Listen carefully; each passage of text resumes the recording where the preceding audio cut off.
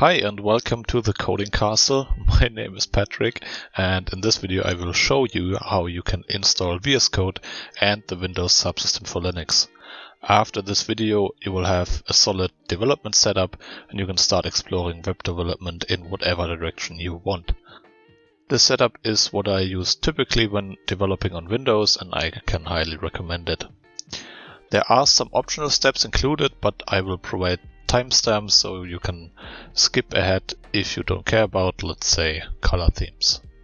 Throughout this video there will be some code snippets I will be using, as well as some important links, and you can find all of them in the blog post I wrote, which will be linked in the description below. The first step is to enable two Windows features. I prefer using Windows PowerShell for that, and you need to open that as an administrator. Simply paste in the two commands, which will enable the Windows features, and after that restart your PC. After rebooting, you need to download the latest Linux kernel package. You can find the URL in my blog post again, simply download and install that.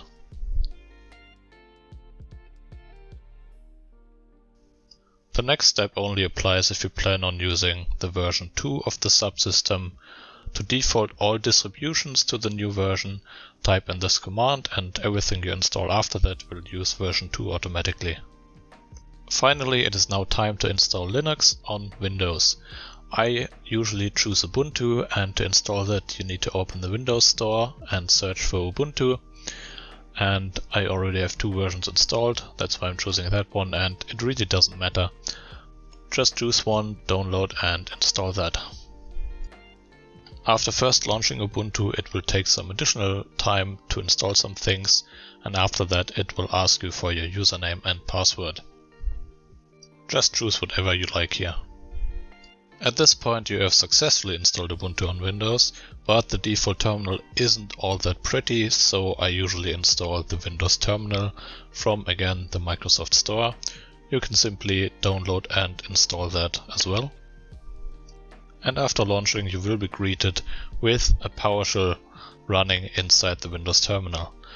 Before we change any settings, I recommend that you install Visual Studio Code right now, because it will make editing the settings of the Windows terminal a lot easier, and the installation is really easy. Just download and click next on everything and you will have Visual Studio Code installed.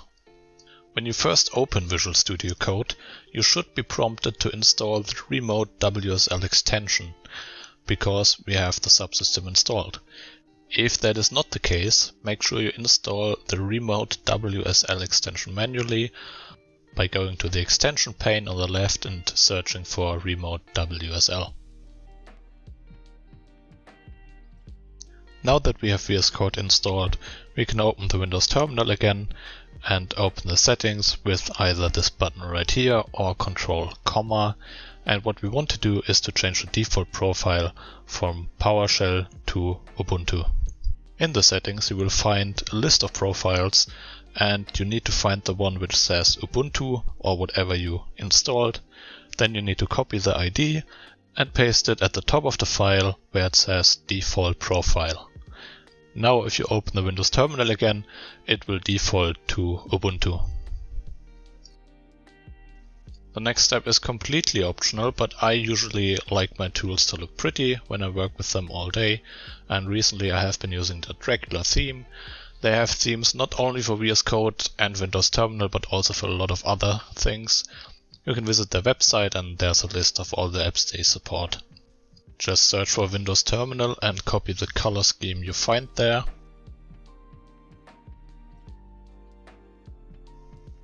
After that, open the Windows Terminal settings either with the button or with Control comma and paste in the color scheme in the Schemes section. If you want the color scheme to be applied to all profiles, just add a color scheme called Dracula to the default section in the profiles.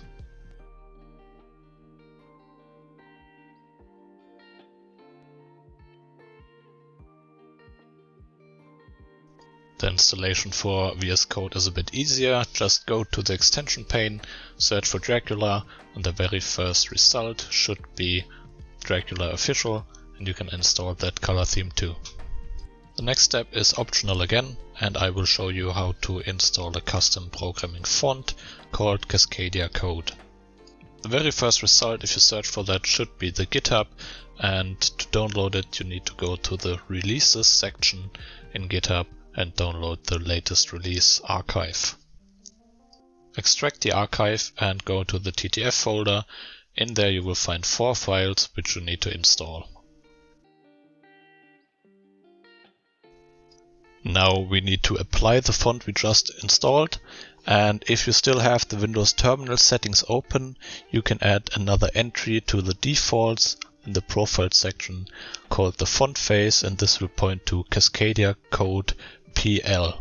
The PL is important because this font version provides powerline glyphs which are needed for some themes. Now you can open the VS Code settings with Ctrl, again, search for the font family and change the editor font family to Cascadia code. You can scroll down a bit until you find terminal integrated font family and set that to Cascadia code PL again, because the terminal can use powerline glyphs. I also like to enable font ligatures, but this is just personal preference. I know some people who don't like this, so feel free to give it a go and don't forget to save the settings. The next step will consist of installing the C shell and something called oh my source, or whatever you want to call that. And to begin with, I will go to the home directory first for good measure and then install the C shell with that command. After that's done, you can simply copy that command again or search for oh my source and paste in the installation command.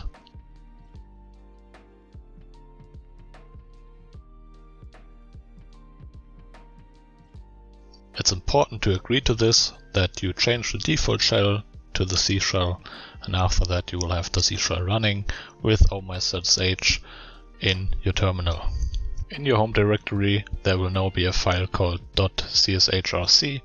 You can open that with some editor, and in there you can add plugins, change the theme, whatever you like. The Agnoster theme is quite nice and uses powerline glyphs, so feel free to give that a go. Don't forget to either restart your terminal or source the settings file after you change any settings. Now it is time to install the Node Version Manager. The Node Version Manager allows you to easily switch between Node versions, which can be quite helpful if you're trying to debug something, or if a release breaks anything, you can simply go back to an earlier release. After the install, you also need to add this code snippet to the .cshrc file in order for NVM to load. Again, don't forget to reload after adding this code snippet, and you can verify the installation with nvm-v to find out the version, and to install the latest version of Node you can simply run nvm install node. If you wanted to install another version, you can run nvm install 12, 13, 14, whatever the Node version is you want to install. And that's it. You can start cloning repos or create your own, since Git is installed with Ubuntu, and then you can open the folder with the code command. With this setup, you'll be ready to explore your favorite JavaScript framework, create an Express server, or basically whatever your developer heart desires. Now, there is this unwritten YouTube rule that the first video ever usually sucks, and I can already tell that there's a lot of room for improvement. But I hope you enjoyed it nonetheless. Thanks for watching. Bye bye.